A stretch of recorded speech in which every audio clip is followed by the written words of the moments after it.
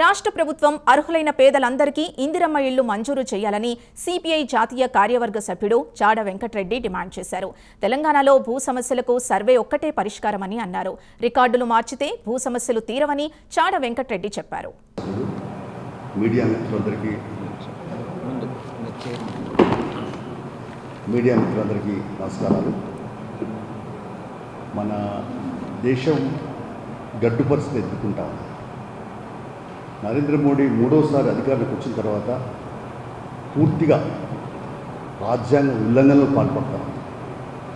రాజ్యాంగం నిర్దేశించిన లౌకిక వ్యవస్థకి భంగం కలిగిస్తాం.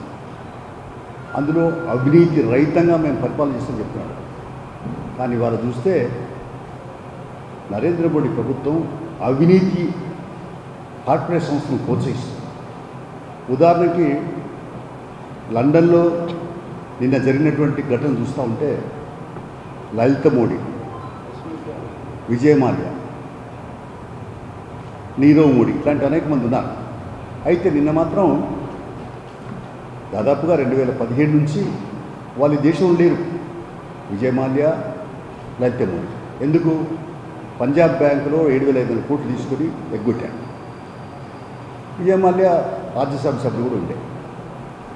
ఉన్నటువంటి పని చూస్తూ ఉంటే లండన్లో వాళ్ళు ఉంటే కోర్టులు మరి నోటీసులు పంపించినా వాళ్ళు రాకపోతే మరి ఏం చేస్తున్నట్టు ఈ మోడీ ప్రభుత్వం అంటే వాళ్ళకి నచ్చితే ఇష్టం ఉంటే ఓ రకంగా ఉంటారు, నచ్చకపోతే ఇష్టం లేకపోతే మరొకగా ఉంటారు. పాలసీ ఉండాలి తప్ప వ్యవస్థ పనిచేయాలి కానీ వ్యక్తులు పనిచేయకూడదు. అయితే ఇవాళ మోడీ ప్రభుత్వం పూర్తిగా బ్యాంకులకు డబ్బులు ఎగ్గొట్టినటువంటి లలిత మోడీ, విజయ్ మాల్యాలకు మద్దతిస్తుంది. వాళ్ళేమో ఇంగ్లాండ్లో విలాసమైనటువంటి పద్ధతిలో నేను అనుకున్నట్టు డిన్నర్ చేసుకొని బాగా డ్యాన్స్ చేస్తున్నటువంటి పరిస్థితి. అంటే వాళ్ళు డ్యాన్స్ చేస్తూ ఉంటే మోడీ చూస్తూ ఉంటాడా? ఏం చేస్తున్నట్టు? రాజ్యాంగం ఏం చేస్తున్నట్టు? చట్టాలు ఏమైనట్టు? చట్టాలు ఉన్న వాళ్ళ చుట్టాలుగా మారిపోయిన చెప్పడంలో వాళ్ళ శక్తి లేదు. అందుకని ఏదేమైనా మోడీ తప్పనిసరి మూడులోకి రావాలా. తక్షణమే ఆ లలిత మోడీ, విజయ్ మాల్యాని దేశానికి రప్పించి ఏ రకమైన పద్ధతిలో చర్య తీసుకుంటారో విదేశాల్లో ఉన్నటువంటి వాళ్ళని రప్పించడానికి చట్టపరమైన చర్యలు చేపట్టి తక్షణమే రప్పించి వాళ్ళ కోర్టులలో హాజరుపరచాల్సిన అవసరం ఉందని చెప్పి సిపిఐ డిమాండ్ చేస్తుంది. ఇంకోవైపు చూస్తూ ఉంటే ఇలా ఆపరేషన్ కగార్కి సంబంధించేమో చూస్తూ ఉన్నాం. ఎంత దుర్మార్గంగా దిగజారిందో ప్రభుత్వం. అంటే మేము చెప్పినట్టు వినండి, లేకపోతే మేము అంత చూస్తామన్నట్టుగా. ఊర్లలో అదే ఉంటుంది, పల్లెటూళ్ళలో అక్కడ బెదిరింపులు ఉంటాయి. ఇప్పుడు కూడా నరేంద్ర మోడీ ఏం చేస్తుంది? ఈ విజయ్ మాల్యాను తర్వాత లలిత మోడీ వాళ్ళని పట్టుకోలేదు. వాళ్ళు విదేశాలంటే హాయిగా విలాసవంత జీవితం గడుపుతూ ఉంటే చూస్తున్నాం. కానీ ఇక్కడ మాత్రం సామాజిక చైతన్యంతో ఇలా ఈ దేశంలో పేదరికం పోవాలి, సమతా రాజ్యం, సమర్థమైన రాజ్యాలను కావాలని వాళ్ళు కోరుతున్నాం. సరే, వాళ్ళ రూటు మంచిదా చెడ్డదా వేరే విషయం. సిపిఐ కూడా అనేక సార్లు జనజీవన సమితిని రమ్మని కూడా కోరింది. అందుకనే ఇలా ఏదేమైనా ఈ కర్రెగుట్టలో అంటే దండకారణ్యంలో ఛత్తీస్గఢ్ తెలంగాణ సరిహద్దుల్లో వాళ్ళను మొత్తం చుట్టుముట్టి అయితే లొంగిపోయి రేపు చంపేస్తామంటే అంటే రాజ్యాంగం ఉల్లంఘన కాదా? ఇది ఒక మనిషిని చంపే హక్కు ఎట్లా ఉంది? వాళ్ళు శాంతి చర్చలకు సిద్ధం అన్నారు. ఎందుకు చర్చించరు? అంటే దొంగలు ఎన్నికేస్తారు కానీ ప్రజా సమస్యలపైన ప్రజల కొరకు పోరాడే వాళ్ళు మాత్రం అనిచేస్తారా? ఇవాళ అనేక సార్లు అమిత్ షా చెప్తా ఉన్నాడు, విరవిగుతూ ఉన్నాడు. 2020 నాటికి నేను ఏరేస్తాను మావోయిస్టులు చెప్తా ఉన్నాడు. మావోయిస్టులు తాత్కాలికంగా ఏరేయచ్చు, మీరు తాత్కాలికంగా భ్రమలు ఉండొచ్చు. కానీ ఈ సిద్ధాంతం అనేది ఇది మాయది, ఎప్పటికీ శాస్త్రంగా ఉంటుంది. సూర్యచంద్రుడు ఉన్నంతకాలం, మానవాళి ఉన్నంతకాలం, దోపిడినంతకాలం, అణచివేతలు ఉన్నంతకాలం ఈ సిద్ధాంతం ఉంటుందని చెప్పి హెచ్చరిక చేస్తూ ఉన్నాం. అదే కాకుండా ఈ అవినీతి రహిత పాలన కాదు, ఇది అవినీతి మయమైన పాలన అని చెప్పి మోడీది మేము అభిప్రాయపడుతున్నాం. తక్షణమే చర్యలు చేపట్టాలని చెప్పి డిమాండ్ చేస్తున్నాం. అలాగే తెలంగాణలో చూస్తే ఓవరాల్గా గతంలో ధరణి పోర్టల్ తీసుకొచ్చాడు కేసీఆర్. అప్పుడు నేనే ప్రత్యక్ష సాక్షిని, అసెంబ్లీకి నన్నే పిలిచాడు కేసీఆర్. పిలిస్తే నేను పోయి చెప్పాను, రిప్రజెంటేషన్ చేశాను. ఈ ధరణి పోర్టల్ వల్ల అవి ఏదైతే ఉందో మాన్యువల్ ఉండాలా, ధరణి పోర్టల్ వల్ల ఏదైతే వైరస్ వస్తుందని చెప్పాను. అదే వైరస్ వచ్చింది, అధికారులకు అది వరమైంది, కోట్లాది రూపాయలు చేతి మారినాయి. రెవెన్యూ అధికారులకు అది మరి పాడినంత పాడగా కోట్ల రూపాయలు గడించడానికి ఆ ధరణి పోర్టల్ సంబంధించింది. ఇవాళ రేవంత్ రెడ్డి ప్రభుత్వం భూభారతి చట్టం తీసుకొచ్చింది. మొన్న కిసాన్ మేళాలో చెప్తా ఉన్నాడు రేవంత్ రెడ్డి గారు, అసలు భూమి సమస్య అనేది తెలంగాణలో ఒక ముక్తి సమస్య.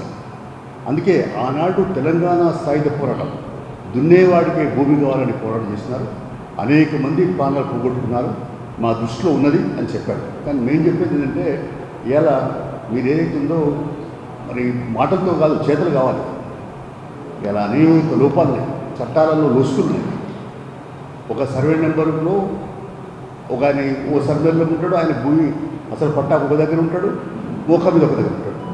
ఇలాంటి అన్ని సవాలు చేయాలంటే క్షేత్రస్థాయిలో గ్రామాల వైజ్గా ఒక్కొక్క సర్వే నెంబర్ వారిగా ఆ సర్వే నెంబర్ ఏమిటి, దాని పూర్వపరాలు ఏమిటి పరిశోధించి దాని మరి ఎంజాయ్మెంట్ సర్వే చేసి దానిపైన చట్టపైన చర్య తీసుకుంటే బాగుంటుంది. భూమి సమస్య అనేది ఇప్పటికీ తెలంగాణలో ఏమైంది, తెలంగాణలో అన్ని ఈ రియల్ ఎస్టేట్ వ్యాపారాలకు మరి వాళ్ళ వరప్రసాదంగా మారిపోయింది. ధరణి పోర్టల్ వల్ల ఆ లుసుకులతో ఉపయోగించుకొని ఆ లుసుకులను వాళ్ళకు అన్వయింపజేసుకొని మరి కోట్లాది రూపాయలు గడించారు. ఇప్పుడు కూడా ఉన్నటువంటి పరిస్థితిలో ఈ ప్రభుత్వం 1973లో భూ సంస్కరణ చట్టం వచ్చింది. అలాగే అనేకమైనటువంటి పద్ధతులలో చట్టాలు ఉన్నాయి, చట్టాలు సరిగా అమలు కావట్లేదు. ఉదాహరణకి రేకొండకు సంబంధించినటువంటి సీలింగ్ భూములు ఉన్నాయి. 1973లో చట్టం వచ్చింది, కానీ 70 కంటే మొదలే అక్కడ రైతు కొనుక్కున్నారు. ఇప్పటి వరకు తేల్చలేదు. కేసీఆర్ అసెంబ్లీ ప్రకటించి తేల్చలేదు, రేవంత్ రెడ్డి గారు ఇంకా ఆయన దగ్గర పెండింగ్లో. కాబట్టి మేము చెప్పేది ఏంటంటే, ఇలాంటి క్రానిక్ కేసులు 50-60 ఏళ్ళ నుంచి పెండింగ్లో ఉన్నటువంటి కేసులను తేల్చకపోతే మరి ఎవరు తెచ్చాలా ఇలాంటి విషయాలు? నాకు కూడా భూమి లేదు నిజంగా చెప్పాలంటే. నాకున్నది 5 ఎకరాల భూమి ఉంటే అది సీలింగ్లో అది పెండింగ్ ఉన్నది. అట్లాంటి మా దగ్గర 63 మందికి ఉన్నాయి. ఈ ఉదాహరణకు ఎందుకు చెప్తానంటే, ఇలా భూభారతి చట్టం ద్వారా మీరు క్షేత్రస్థాయిలో అంటే కింది స్థాయిలో పర్యవేక్షణ చేసి పరిశీలించి దాన్ని సవరించి పూర్తి చేస్తే నేను చెప్పేది ఏంటంటే హద్దులు పెట్టాలి. సర్వే చేయకుండా మీరు ఎంత రికార్డులు మార్చినా సరిపోదు. అందుకనే అది ఆ మేరకు ఉంటుంది. అందుకనే సర్వే నెంబర్ వారిగా మీరు సర్వే చేయించి గ్రామాల వారిగా తీసుకొని యూనిట్గా తీసుకొని ఆ రకంగా భూ సమస్యకు సంబంధించి పరిష్కారం చేయడం సబబుగా ఉంటుందని చెప్పి నేను ఈ సందర్భంగా అభిప్రాయపడతా ఉన్నాను. తర్వాత సాగునీటి సమస్య. ఇప్పుడు ఇవాళ కరీంనగర్ జిల్లాకు సంబంధించి పరిశీలిస్తే, జిల్లా కాదు తెలంగాణ అంతా ఎత్తు మీద ఉన్నది. గోదావరి జిల్లాలు, కృష్ణా జిల్లాలు వంపులు. కాబట్టి వీటికి ఎత్తిపోతలు తప్ప వేరే మార్గం. సిపిఐ 50 ఏళ్ళ నుంచే అనేక పోరాటాలు చేశారు. 2000 సంవత్సరంలో అయితే కొలి నాగేశ్వరరావు గారు ఇందిరా పార్కులో ఆమె నిరాదీక్ష చేశారు. అప్పుడు చంద్రబాబు నాయుడు ప్రభుత్వం ఉంటే ఇరిగేషన్ శాఖ మంత్రిని పంపించి దానికి అప్పుడు గోదావరి జలాల అథారిటీ ఇచ్చారు. గోదావరి జలాల అథారిటీ ఉన్నది అంటే సిపిఐ పోరాటం, కొలి నాగేశ్వరరావు రైస్ సంఘ పోరాటం. అందుకని ఇవాళ దాని యూటిలిటీ అంటే వినియోగం, సాగునీటి వినియోగం సంబంధించిన విషయంలో కూడా చాలా ఇబ్బందులు ఉన్నాయి. అందుకని ఏదేమైనప్పుడు కూడా వీళ్ళు కాళేశ్వరం, మేడిగడ్డలు అవన్నీ ఉన్నాయి. ఏదైనా కూడా మేము చెప్పాము, కీర్తిశేషులు senior engineer chief engineer retired అయిన శివరామకృష్ణ గారు చెప్పారు, తెలంగాణకు నీళ్లు రావాలంటే, సాగు త్రాగులు రావాలంటే ఎత్తిపోతలు తప్ప వేరే మార్గం లేదు. అంటే లిఫ్ట్ పెట్టాల్సిందే. అప్పుడేమో ఎన్టీ రామారావు బైబుల్ కాదు లిఫ్ట్, వ్యయం ఖర్చు అవుతుందని చెప్పి ఆయన ఆపేశాడు. సరే, ఆ తర్వాత టేక్ ఓవర్ అయ్యింది, మొత్తం మీద తీసుకున్నారు. వైఎస్ఆర్ రాజశేఖర్ వచ్చినాక జలేజ్ఞం పెట్టి దానిలో భాగంగా దేవాలయం దగ్గర లిఫ్ట్ పెట్టి ఇక్కడ అంతటా రకమైన ప్రయత్నం. మరి మనందరికీ తెలుసు, తుమ్మిడెట్టు ప్రాణిత చేయగలకు సంబంధించిన విషయాలు కూడా ఆయన సీరియస్గా తీసుకునే ప్రయత్నం చేశారు, ప్యాకేజీలు ఇచ్చాడు.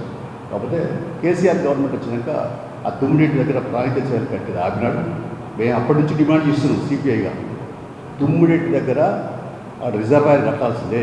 లిఫ్ట్ పెడితేనే, లిఫ్ట్ లేకుండా ఏం కాదు, లిఫ్ట్ పెట్టి ఎల్లంపల్లి శ్రీపాదకు పంపించాల్సిందే. అని అప్పుడు ఇప్పుడు